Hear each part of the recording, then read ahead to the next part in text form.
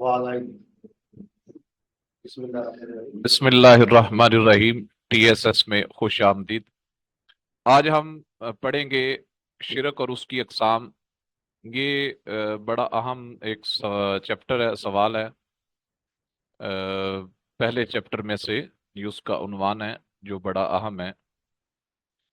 پہلے ہم نے عقیدہ توحید کا پڑھا تھا، تو عقیدہ توحید میں جو چیزیں پڑھی تھی، یہ شرک سمجھنے اس کا مخالف یا الٹ آ جائے گا۔ یہ آپ کو ایک چیز نظر آ رہی ہے، شرک کا پس منظر، یہ جو چیز ہے یہ ساری کی ساری ایک شارٹ آنسر بنے گا، اور شارٹ آنسر اس طرح بنے گا کہ شرک کا آغاز کیسے ہوا تھا۔ تو اس میں کچھ چیزیں جو سمجھنے والی ہیں وہ آپ یہ دیکھ لیں تاکہ آپ کو جلد سمجھ آ جائے، جس سے آپ اس بات کو جلدی سے سمجھ سکتے ہیں۔ اس میں چیز ہے کہ عقیدہ توحید کا آغاز کیسے ہوا تھا، یہ جو چیز سمجھنے والی ہے۔ عقیدہ توحید وہ کہتے ہیں کہ انسان کا سب سے پہلا عقیدہ جو تھا، عقیدہ توحید تھا۔ جو سب سے پہلا عقیدہ ہے وہ انسان کا عقیدہ توحید تھا۔ یہ ایم سی کیوز بن جائے گا۔ شرک اور اس کی تمام اقسام بعد کی پیداوار ہے۔ سب سے پہلے یہاں پر یہ بات جو پوچھی جائے گی یا ایم سی کیوز بن سکتا ہے، وہ کہا جائے گا انسان سے پہلا عقیدہ کون سا تھا۔ آپ یہ بڑی آسانی کے ساتھ یہ بتا سکتے ہیں کہ انسان کا سب سے پہلا عقیدہ جو ہے عقیدہ توحید ہے، کیونکہ پہلے جو انسان تھے حضرت آدم علیہ السلام، وہ توحید کے قائل تھے، اور حضرت آدم علیہ السلام جو اللہ کے پہلے نبی اور رسول ہیں۔ یہ بھی ایک چیز ہے، سب سے پہلے نبی اور رسول کون ہے؟ حضرت آدم علیہ السلام۔ آپ نے اپنی اولاد کو بھی اسی عقیدہ کی تعلیم دی۔ اب شرک کیسے پھیلا، یہ آگے بات آ رہی ہے۔ جیسے جیسے آبادی میں اضافہ ہوتا گیا، لوگ ادھر ادھر بکھرنے لگے، آہستہ آہستہ لوگوں نے سچی تعلیمات کو بھلا دیا، گمراہی کا شکار ہو کر ایک خدا کی بجائے کئی خدا بنا لیے۔ ان لوگوں نے جس چیز کو بھی ہیبت ناک دیکھا، اسے ایسا خوف زدہ ہوئے کہ اسے دیوتا سمجھ لیا اور اس کی پوجا پاٹ شروع کر دی۔ اس طرح انہوں نے آگ کا دیوتا، سمندر کا دیوتا، آندھی وغیرہ کا دیوتا گڑھ لیے۔ دوسری طرف جن چیزوں کو بہت نفع بخش پایا، ان کی بھی پوجا پاٹ شروع کر دی۔ گائے وغیرہ کی پوجا اسی وجہ سے شروع ہوئی۔ ان لوگوں کی ہدایت کے لیے اللہ تعالیٰ نے یکے بعد دیگرے کئی پیغمبر بھیجے، جنہوں نے لوگوں کو توحید کا بولا ہوا درس دیا اور شرک کی مذمت کی۔ وَإِلَٰهُكُمْ إِلَٰهٌ وَاحِدٌ لَا إِلَٰهَ إِلَّا هُوَ۔ یہاں تک آپ نے جو پڑھ لیا، یہ سمجھ لیجئے کہ یہ ایک سوال بھی آئے گا، پس منظر بھی ہے شرک کا بارے میں جو ساری بات بتائی ہے، سوال بن کر آئے گا کہ شرک کا آغاز کیسے ہوا۔ تو آپ نے بیٹا یہ پہلے بات کہنی ہے کہ سب سے پہلا عقیدہ توحید تھا، اور اس کی اقسام بعد میں، شرک کی اقسام بعد میں۔ اس کی وجہ یہ تھی کہ پہلے انسان حضرت آدم علیہ السلام تھے، وہ توحید کے قائل تھے، اور یہ اللہ کے پہلے نبی اور رسول ہے۔ آپ نے اپنی اولاد کو بھی اسی بات کی تعلیم دی۔ لوگوں کی جب آبادی بڑھتی گئی، دور دراز علاقوں میں جاتے گئے، آہستہ آہستہ لوگوں کے اندر وہ توحید کا جو دیا ہوا درس اللہ کے نبیوں کا تھا وہ بھولتے گئے، اور جس چیز کو ہیبت ناک یا خوف ناک دیکھا، جس چیز کو نفع بخش دیکھا، اسی کو خدا بنا لیا۔ اسی طرح یہ ساری چیزوں کی، سمندر کی، آگ کی، آندھیوں کی، درخت کی یا باقی چیزوں کی یا گائے کی پوجا اس لیے ہوئی تھی کہ جس چیز کو لوگوں نے ہیبت ناک دیکھا، جس چیز کو نفع بخش دیکھا، چاند ہے، سورج ہے، ستارے ہیں، تو اس طرح اس کا آغاز ہوا تھا۔ اس طرح آپ نے اس کو لکھ دینا ہے۔ اس کے بعد کہتے ہیں کہ اب یہ آ جائے گا شرک کا۔ ہمیشہ یاد رکھیں، یہ جو لانگ سوال ہوتا ہے اس میں یہ چیز آتی ہے، اس کو لکھنے کا جو طریقہ ہے وہ سب سے اہم چیز یہ ہے کہ جب بھی کسی بھی سوال کو جب آپ پڑھیں گے تو اس میں کچھ چیزیں ہیں۔ کسی چیز کا پس منظر انہوں نے لکھا ہے تو ٹھیک ہے، آپ اس کو دیکھ لیں، اگر نہیں تو اس کا آغاز جو ہمیشہ لانگ سوال ہے، وہ سب سے پہلے جو بھی عنوان آتا ہے، اکثر بیشتر یہ فرسٹ ایئر کی جو سلامیات ہے اس میں یہ ہوتا ہے کہ بعض عنوان ایسے ہیں کہ جس میں اس طرح نہیں ہوتا، وہ آگے آئیں گے، جو آئیں گے تو آپ کو اس کو طرح بتا دیا جائے گا۔ موسٹلی یہ ہوتا ہے کہ جب آپ پڑھتے ہیں لانگ سوال، اس میں آپ دیکھیں گے سب سے پہلے جو بھی سوال شروع ہوا ہے اس کا لغوی معنی کیا ہے، اصطلاحی معنی کیا ہے، پھر اس کی اقسام ہے، جس طرح توحید ہے یا شرک ہے، اس کی اقسام ہے، اس طرح کے اور بھی جو سوال ہیں جس کی اقسام درمیان میں آتی ہیں اس کی اقسام لکھ دی جائے گی. جس کی اقسام نہیں ہو اس میں یہ بات آئے گی کہ قرآن کی روشنی میں اس کی اہمیت کیا ہے، احادیث کی روشنی میں اس کی اہمیت کیا ہے. اس کے بعد اس کی وضاحت انہوں نے کی ہوگی، تشریح آگے جو وہ ساری باتیں انہوں نے بیان کی ہوگی عنوان کے تحت. تو جب بھی شرک کا آپ پڑھیں گے تو یہاں پر یہ بتائیں گے کہ شرک کا لغوی معنی کیا ہے. شرک کا لغوی معنی حصہ داری کے، ساجے پن کے، شراکت پن کے. اس کا بڑا سمپل اور سادہ سا ایک بات یہ بھی رکھ لیں مفہوم کو ذہن میں رکھنے کے لیے، کہ اس کا لغوی معنی ذہن میں رکھنے کے لیے، کہ جب بھی خاندان کے اندر آپ کے جو رشتہ دار ہوتے ہیں جس کو ہم شریک بولتے ہیں، تو آپ یہ دیکھتے ہیں کہ ان کے لیے لفظ شریک بولا جاتا ہے. شریک اس لیے بولا جاتا ہے کہ وہ آپ کی جائیداد میں حصہ دار ہوتے ہیں، اس لیے ہم شریک کا لفظ بولتے ہیں. یہ ہمارا شریک ہے، یعنی جو جائیداد آباء و اجداد سے آ رہی ہے اس میں یہ شریک ہے. تو شرک کا لغوی معنی بھی حصہ داری کے ہیں، کہ یعنی جب ہم اللہ کے ساتھ کسی کو شریک ٹھہراتے ہیں تو اس کا مطلب یہ ہوا کہ ہم نے کسی کو حصہ دار بنا لیا ہے، ساجے پن کے، شراکت داری کے. شرک کا اصطلاحی مفہوم یعنی شریعت اسلامیہ کی روح سے اگر شرک کا مفہوم دیکھیں گے تو اس کا معنی یہ ہے، مفہوم یہ ہے کہ اللہ کی ذات، اس کی صفات اور صفات کے تقاضوں میں کسی کو اس کا حصہ دار اور ساجہ ٹھہرانا. یعنی ایک ہوتی ہے اللہ کی ذات، ایک اس کی صفات، اور ایک ہوتی ہے صفات کے تقاضے، اس میں کسی کو حصہ دار ٹھہرانا. یہ شرک کی اصطلاحی مفہوم ہے اس کا. اب آ جائے گا شرک کی اقسام. شرک کی اقسام تین ہیں. ذات میں شرک، یہ بڑا سادہ سی بات یہ ہے کہ ذات کیا ہے، صفات کیا ہے، صفات کے تقاضے کیا ہے. ذات میں یہ ہوتا ہے کہ اللہ کی ذات، اس کا وجود اور اس کی حقیقت میں کسی دوسرے کو حصہ دار سمجھنا، اس جیسا سمجھنا. یعنی جس طرح کی اللہ کی ذات ہے، جس طرح اللہ کا وجود ہے، جس طرح اللہ کی حقیقت ہے، کسی کو اللہ کا اسی طرح ماننا، اس کا ہمسر ماننا، اس کے برابر کسی کو ماننا. یعنی یا تو کسی کو اللہ کا بیٹا ماننا یا اللہ کو کسی کی اولاد ماننا. تو اس طرح یہ اللہ کی ذات میں یہ شرک ہو جائے گا. تو اللہ پاک نے، آپ سورہ اخلاص اٹھا کر دیکھ لیں جس میں اللہ پاک نے فرمایا لم یلد ولم یولد ولم یکن لہ کفوا احد. نہ اللہ کی کوئی اولاد ہے، نہ وہ کسی کی اولاد ہے، نہ کوئی اس کا ہمسر ہے.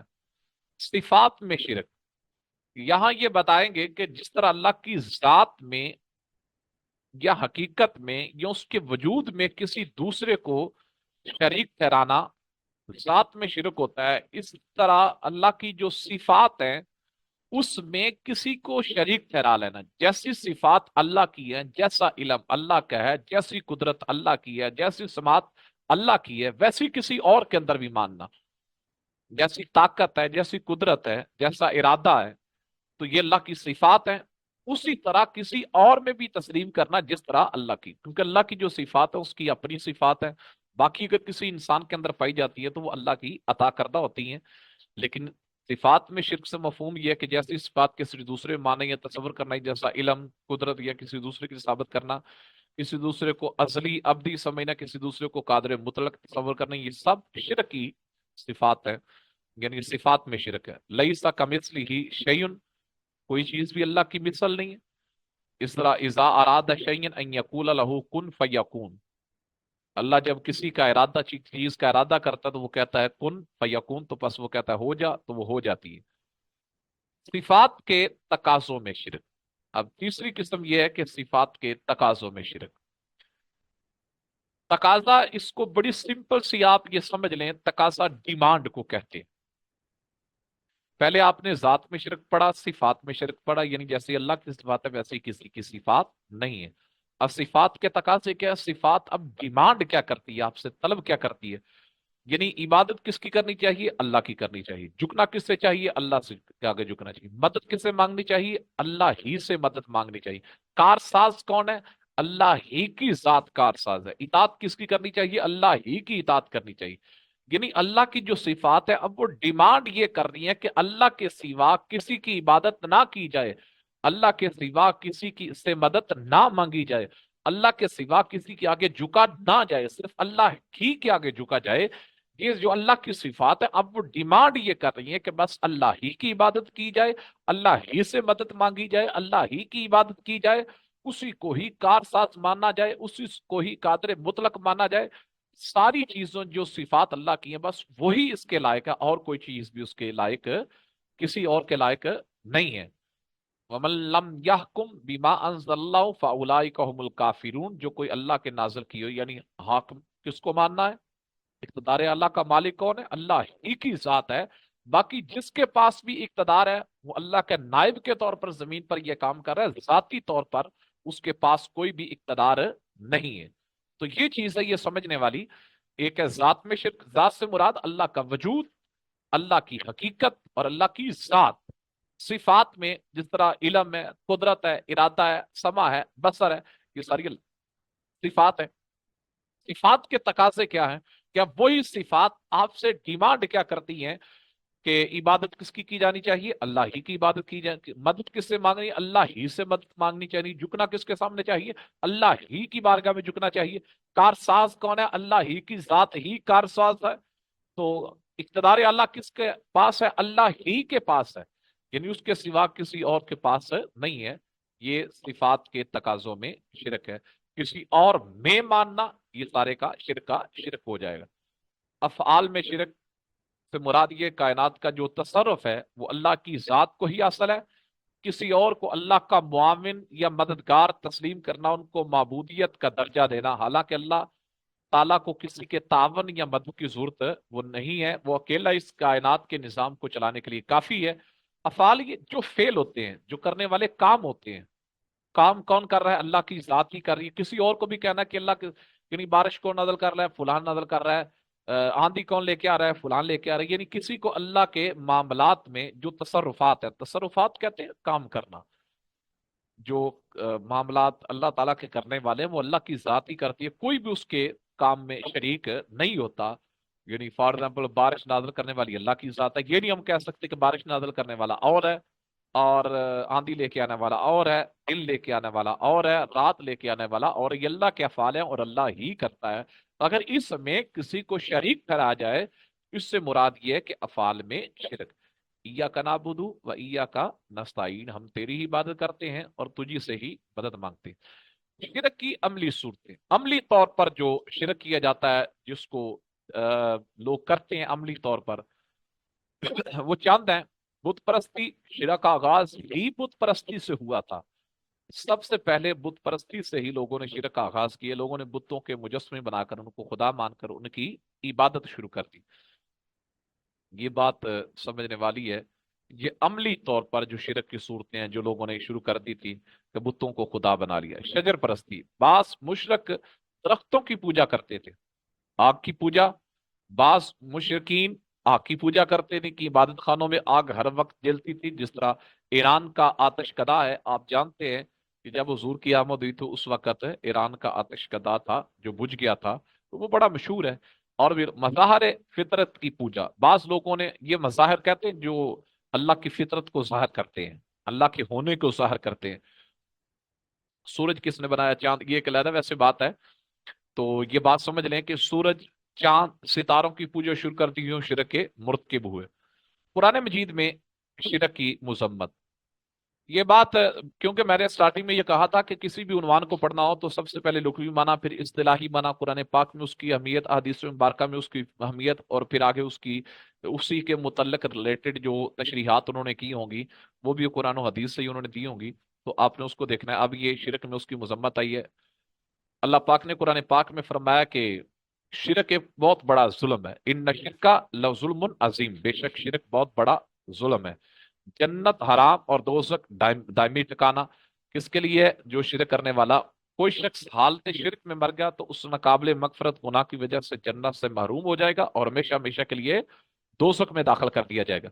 انہ من یشرک باللہ فقد حرم اللہ علیہ الجنت ومأواہ النار، بے شک جو شخص اللہ کے ساتھ شرک کرتا ہے بس ایسے مشرک شخص کے لیے اللہ تعالی نے جنت حرام کر دیا، اس کا دائمی ٹھکانہ جہنم ہے۔ احادیث مبارکہ میں شرک کی مذمت، ویسے قرآن پاک کی اور بھی بے شمار آیت ہیں لیکن موقع محال کے لحاظ سے انہوں نے اتنی قرآن کی آیات دی ہیں۔ اب حدیث مبارکہ، حضور نبی اکرم صلی اللہ علیہ وسلم نے فرمایا جو شخص اس حال میں مر گیا کہ وہ اللہ کے ساتھ کسی کو شریک کرتا تھا وہ دوزخ میں داخل ہوگا، اور جو شخص اس حال میں مر گیا کہ اللہ کے ساتھ کسی کو شریک نہ کرتا تھا تو وہ جنت میں داخل، یعنی جو شرک کرتے ہوئے مر گیا وہ دوزخ میں جائے گا، جو شرک نہیں کرتا تھا وہ جنت میں داخل ہوگا۔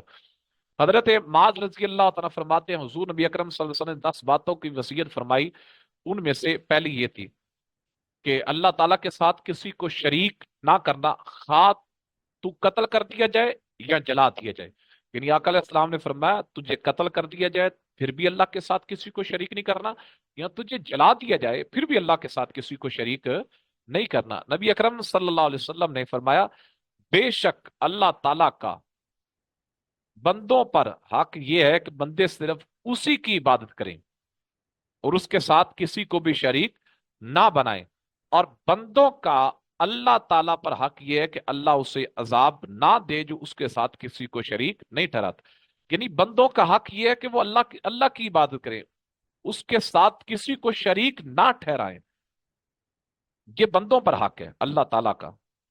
اور بندوں کا حق اللہ پر یہ ہے کہ جب وہ اللہ کے ساتھ کسی کو شریک نہیں ٹھہراتے، جب وہ شرک نہیں کر رہے، اب اللہ تعالیٰ ان کو عذاب نہ دے۔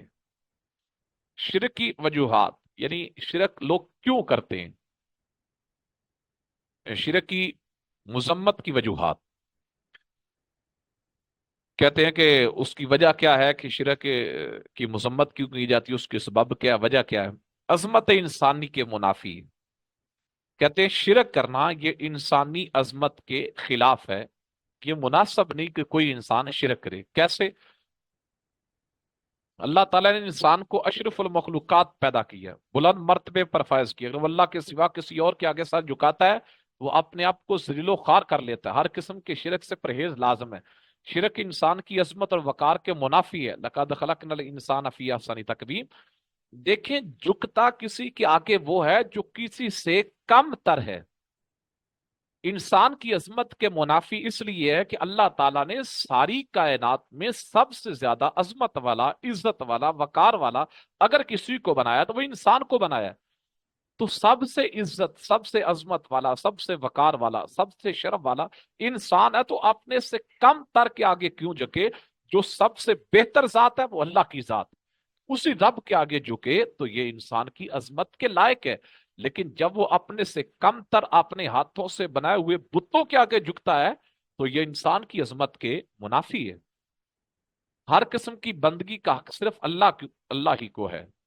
اب یہ بھی قابل غور بات ہے کہ عبادت کے لائق اللہ کی، جھکنا صرف اللہ کے آگے ہی چاہیے کیونکہ وہ مالک ہے، وہ خالق ہے، وہ رازق ہے۔ انسان جب کسی کے آگے جھکتا ہے تو کیوں جھکتا ہے؟ تو وہ سمجھتا ہے کہ مجھے یہ نجات دے گا، مجھے یہ رزق دے گا، مجھے کوئی پیسے دے گا، مجھے یہ فلاں دے گا۔ سب سے پہلے انسان دیکھے کہ کائنات میں سب سے بڑا حق تو اللہ کی ذات کو ہے۔ اللہ تعالیٰ کائنات کا مالک ہے، کائنات کا خالق ہے، وہ ساری کائنات کا رازق ہے۔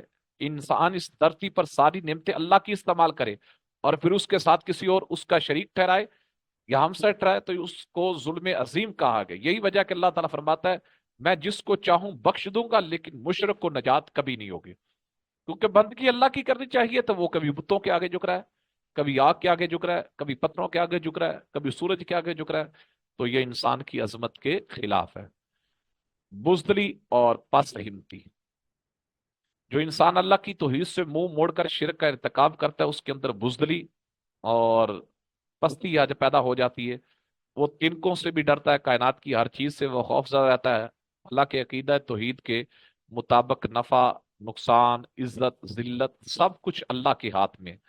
تو یہ بات بھی قابل غور ہے کہ بزدلی کیسے آتی ہے، پست ہمتی کیسے آتی ہے، کہ جب بندہ اللہ کی ذات کو، جو اس کا خالق ہے، جو اس کا مالک ہے، جس نے اس کو طاقت دی تھی، جس نے اس کو ہمت عطا فرمائی تھی، جب اس کو چھوڑ کر اور لوگوں کے آگے جھکے گا، بتوں کے آگے جھکے گا، آہستہ آہستہ اس کے اندر بزدلی بھی آتی جائے گی اور پست ہمتی بھی آتی جائے گی، ہر چیز سے وہ ڈرنا شروع ہو جائے گا۔ اس کے بعد اللہ پاک نے فرمایا، یہ کتاب میں کہا گیا ہے کہ شرک جہالت کا نتیجہ ہے۔ قرآن پاک میں مختلف مقامات پر یہ اعلان کیا گیا مشرکوں کے پاس شرک کی کوئی دلیل نہ ہی کوئی ثبوت کائنات میں موجود ہے۔ شرک فکری اور عملی یکسوئی کے منافی ہے۔